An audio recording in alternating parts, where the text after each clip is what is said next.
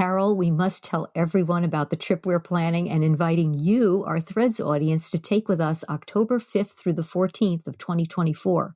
We've put together an exclusive tour to the Netherlands to visit textile ateliers, museums, and fabric shops. And as the main event, we've arranged a 3-day workshop with Saskia Terwelle of the Dutch Couture Academy. She'll give Threads travelers in-depth instruction in draping on a half-scale form, along with couture embellishment techniques. The trip is packed with activities that are sure to inspire you. To find out more about the Travel with Threads Netherlands tour, go to tours.threadsmagazine.com. The group is limited to 20 participants, so reserve your place now.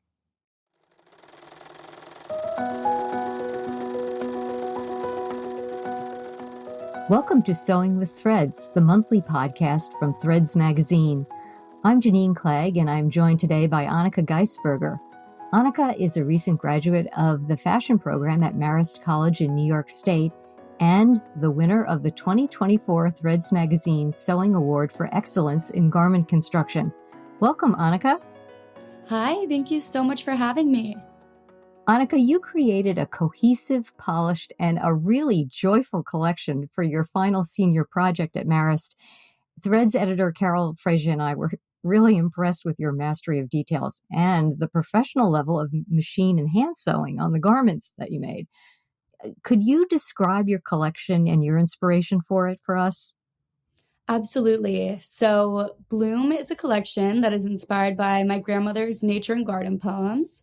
She was a poet, an avid gardener, and a very spiritual woman who regarded nature as something that was equal to herself. Before she passed, she left my mom and I with hundreds of poems and journals in hopes that we would be able to do something with them. And obviously, I'm not a publisher, but I am a designer. So the obvious line of action for me was to combine her form of art, which is poetry, and my form of art, which is design, into a fashion collection. And the goal of this collection is not only to bring her poetry to life, but to encourage people to get away from their technology-filled lives and out into nature.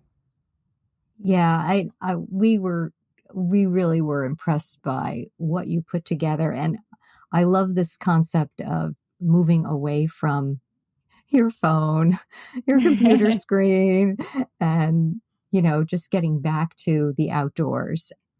The pieces you sewed were just beautiful. How many ensembles did you put together for this collection? I had 4 looks in the collection, and within those 4 looks, there were 10 garments. Yeah, that was pretty incredible. There was this one part that I was very impressed with. It was very whimsical. You had designed and sewed at least one flower-related accessory for the collection, and there's one in particular I'm thinking of. Can you talk a little bit about the accessories and how you came up with the idea to go with your Bloom collection? Absolutely. So I ended up designing a bag that I've been calling the bouquet bag. And it's a bag that's designed to hold a bouquet of flowers. And originally, I love accessories that kind of hold unconventional things, like thinking of my mom has an apron where you can put eggs in it because we have chickens, or there's a tote bag that I've seen that carries a wine bottle. So I loved that unconventional accessory idea. And I also knew that I wanted a runway moment where my models were holding bouquets of flowers because it was just so me and it made sense for the collection. So I was like, why not just make the bouquets a part of the accessory? So I designed this bag, and I really picture a young woman bringing this bouquet bag to the farmer's market, getting her organic produce, getting her flowers for the week. And it's really just a cute, chic accessory. And I had a lot of fun trying to figure out the best way to fit a whole bouquet of flowers into a bag. So it was a lot of fun to come up with it. It was, and you even lined the bag with a print. Yes, it was lined with a print. And I was careful with the inside of the bag is a canvas material so that the flowers can kind of be in there without staining some beautiful textile. And the outside is a fluid linen suiting. So the outside is a little bit more beautiful and the inside is lined with that canvas print. And the linen suiting matches some of the garments in your collection. It So it does. all came together again, cohesive. Yes. We'll have to show folks some of those. In this whole process, first of all, how long did it take you? And can you talk a little bit about the challenges for creating your designs? Yeah, so it took me an entire school year, as well as the summer before, where I was planning and coming up with my concept. And how our program is laid out is in the first semester, we do all the concept work and all the patterning. So I spent an entire semester really tuning my concept and just coming up with all the patterns and making sure that each look was exactly how I wanted it to be. And I'm very much a perfectionist. So this did take me quite a while to make sure that everything was exactly how I wanted and that the fits were correct. And then in the second semester, we go into final fabric, any dyeing. I did hand painting, a lot of sculpting with fabric. So that took the entire second semester. And I would say that my biggest challenge while creating this collection was actually just making sure that I could get it all done in the time frame that I was given. I was very ambitious. I had a lot of details, a lot of hand drawn prints, hand painted prints, and it took me quite a while and a lot of very careful planning of my time in order to get everything done. Very incredible. Yeah. And you did talk to me a little bit about that earlier, about all the planning and all the hand printing. And what really drew me in was this idea that you based it on your grandmother's poetry. And the hand-drawn prints that you made were based on her poetry. I wonder, was there one particular poem that stood out for you, that inspired you in particular, or a poem that you'd like to share with us that she's written? Because it sounds like she was pretty prolific. Absolutely. So, my hero piece of the collection was a 100% cashmere wool coat with all these flower details, as well as tiny hidden mushrooms and lichen kind of like crawling up and blooming out of the coat. And that look was inspired by a poem that she wrote called Moss Life. And I can absolutely read that for you now. Oh, I would love to hear it. Yes, please do. All right. So, Moss Life, and this was written in 2004. You can hardly see them unless they huddle together. Those tiny lives that scramble up the wall almost overnight. So small, microscopic. Reaching for minute spaces, they overrun bricks, climb into cracks, and hug the rocks. Settling a short time before humidity slows, before their life shrivels dry. This profound carpet you want to stroke, this velvety cheek so soft that you imagine your own gown at the opera, as green in that spotlight, and you start singing glorious arias of moss, that strong creature who first graced this planet long before other lives. Your voice rises to the highest tone as you feel one with that life that just showed up at your door, struggling with those cracks, but never giving in. So beautiful, so mighty and strong, and oh so reckless. Please be careful when stepping outside. Wow. Yeah, and this poem was a big inspiration to me because I love her ability to show something so small that probably most people walk by on a daily basis and never consider. These tiny little like moss that all grow together and huddle together, as she describes, that she really is able to give a voice to, which is why I wanted to have a lot of details in this coat and really bring to light these lichen and mushrooms and moss-like creatures that are often overlooked. And you did that. One of the things that we examined closely, Carol and I, was how you were able to apply these dimensional embellishments to the coat without any of the stitches showing. Can you talk a little bit about that? Yeah, as I mentioned before, I'm a huge perfectionist, so this was very important to me. I really wanted the flowers to be as realistic as possible, so I was very careful to pattern the flowers and sew them in a way that the stitches were pretty much invisible. So when sewing the flowers together, I used a longer embroidery needle that was super thin, as well as pretty thin thread. And I really carefully and meticulously tacked each flower and each petal in a way that would bring it to life and create the 3D structure while not to show the appearance. So if that meant tacking and tying a section and moving on to the next instead of leaving that thread running and trying to hide it, that's absolutely what I did. So I was very careful in the way in which I sewed them. Very meticulous. Now, that was the 3D embellishment, but like you spoke just a minute ago about how you also hand painted and hand drew flower motifs and hand painted them onto the fabric. Mm-hmm.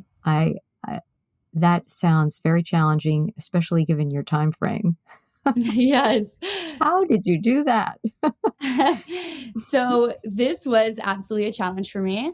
The drawings I was kind of able to do, like, I think I did a few of them in bed and I kind of did them here and there when I wasn't sewing.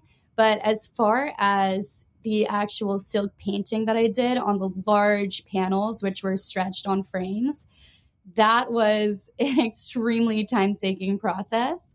What I did was you use this medium called Gouda, and you first have to go in with this Gouda, and it's almost like, think of doing henna on your skin.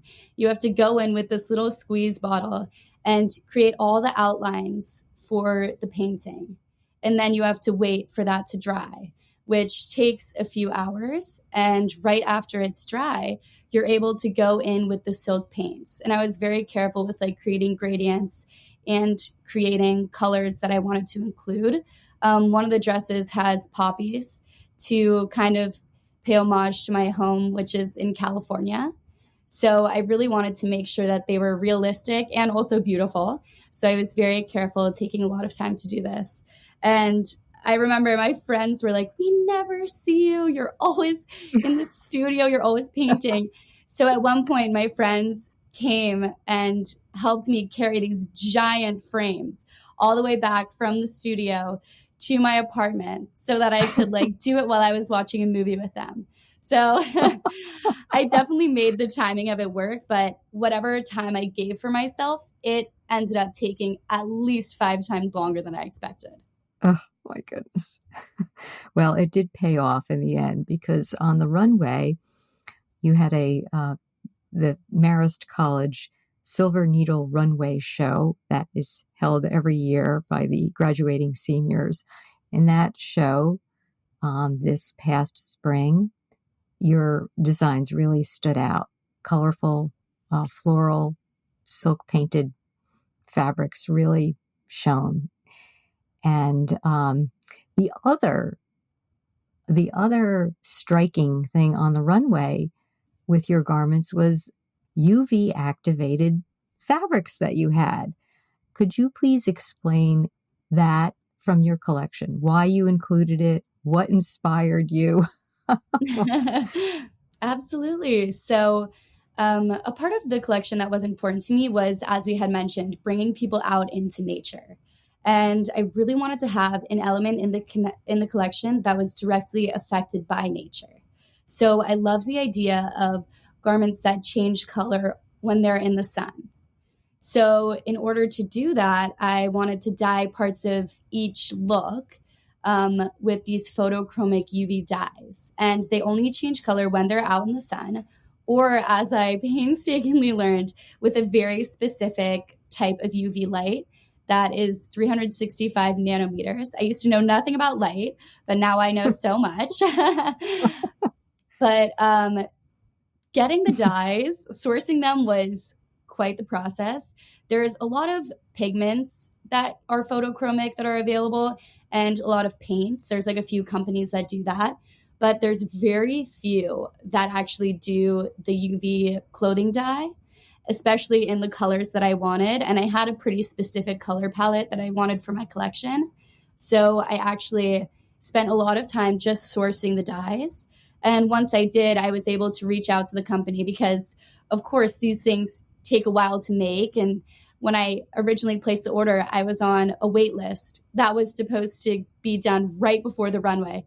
And I was like, oh my God, it won't happen. I can't do it. So I actually called the company a ton of times, emailed them, and somehow, by the grace of God, they were able to make me a little batch and send it to me early. So I did get the dyes that I needed, which I was so excited about. And then the second obstacle that I faced was actually using the dyes. So for anyone who hasn't been in the Marist College senior studio, it is a beautiful room with floor to ceiling windows, so much natural light.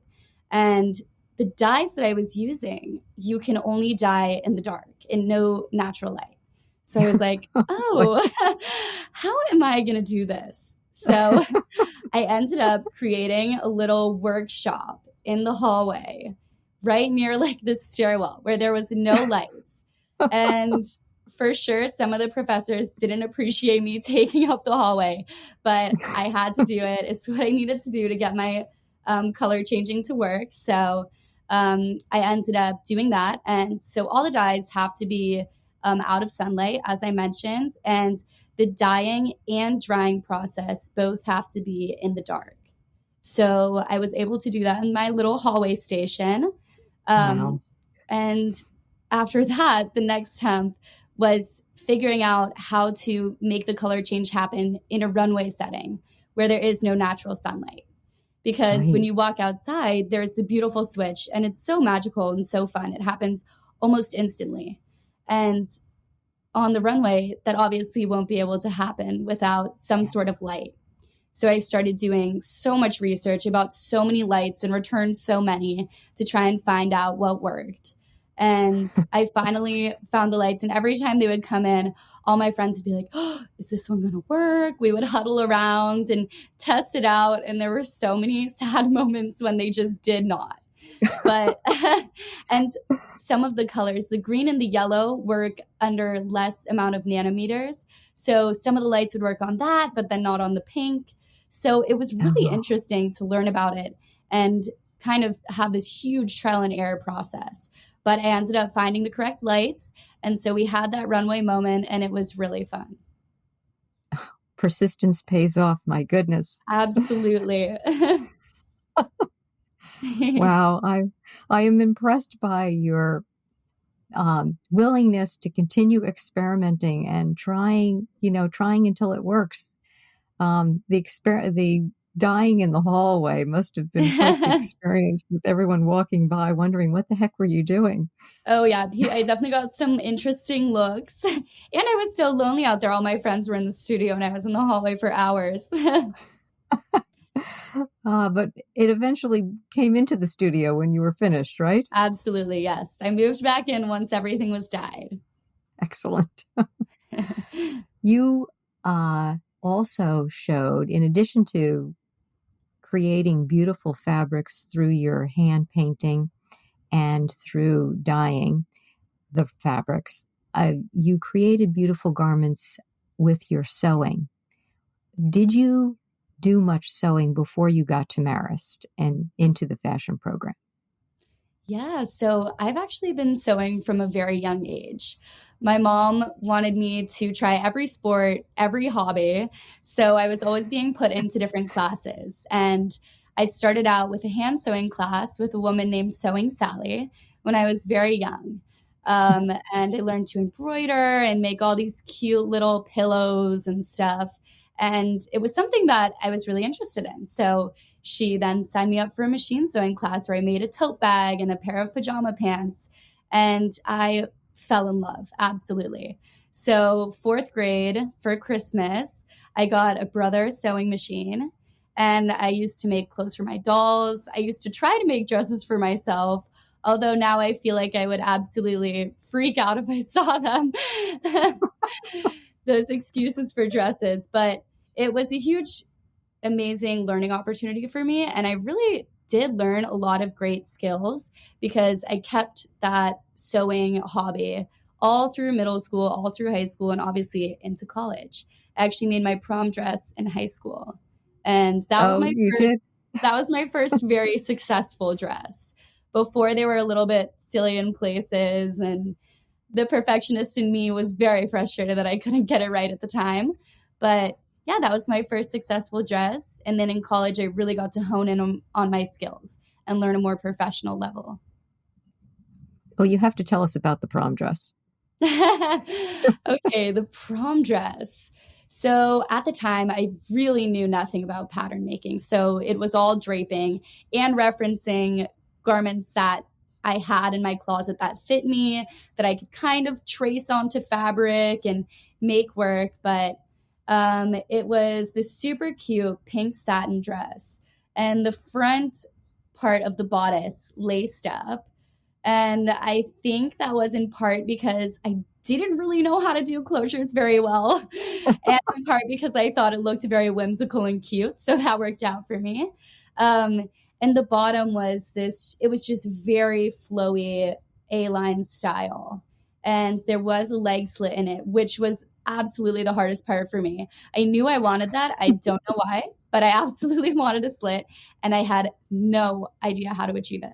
So I really just played around with it, and I somehow did it, and there was no seam there. It was just a slit. So Wow. Very proud of that. I was very proud of that at the time.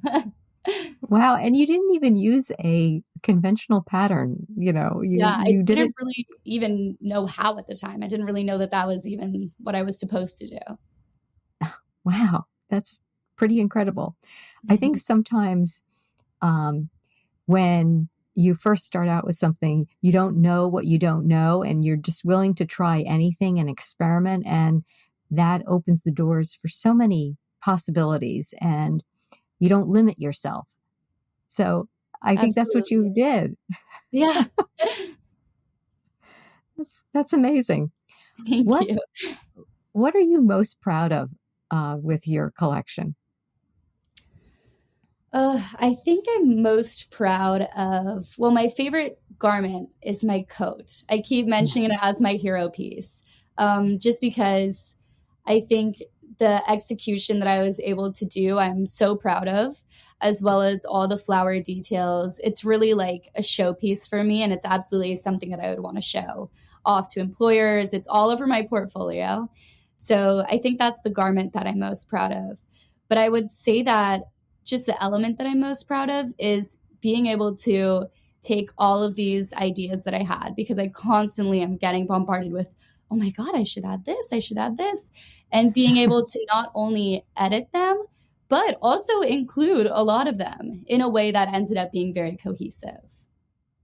It was very cohesive. And I think that was what Carol and I were struck by. You thought of every detail, and everything came together beautifully without being overdone. Mm-hmm. It just was very well thought out, in our opinion. And that's why we decided you were very deserving of the sewing award, the Excellence in Garment Construction. You really did a great job. Thank you. So we thank you for sharing that with us. You have your whole career in front of you. Yes. What is your next step in this creative life? Are you working now that you're graduated? Are you looking for a job? What's your plan? Yeah, so I came back to Northern California to be with my family for a little bit over the summer and just kind of rest, breathe after this huge collection, huge stress of a runway. So I'm home now, and my next goal is I'm looking for a job on a design team, and I really want to find a company or a brand that I'm passionate about, because my biggest goal is really just to learn as much as possible. And in the long term, I do hope to start my own brand someday. So I really want to join a design team that I'm passionate about, that I can really be a part of and learn from. So that's my next goal. Beautiful. Very nice. Thank you, Annika, for sharing the details of your collection and your experience in creating it. And thank all of you for listening. To close, Annika, would you like to share another of your late grandma's poems with us? Sure. I have one here called Nature. All right. You are the mother of all things, the roots underground, the tree with the yearly circles, teaching us about floods and drought, winds and rough weather, You bring flowers to beautify the world, poppies bursting through cracked sidewalks, lotus flowers rising from mud to open our eyes to the meaning of body and soul you teach about. Beautiful. Thank you so much, Annika. Thank you so much for having me. This was so much fun. You can read more about Annika's collection at threadsmagazine.com. We've written a story and shared images of her collection there. We'll include a link to the story in the show notes for this episode too, which you can find under the podcast tab on our site. Please remember to send your comments, questions, and suggestions to th@threadsmagazine.com. And please like, comment, and subscribe wherever you are listening. Until next time, keep on sewing with threads.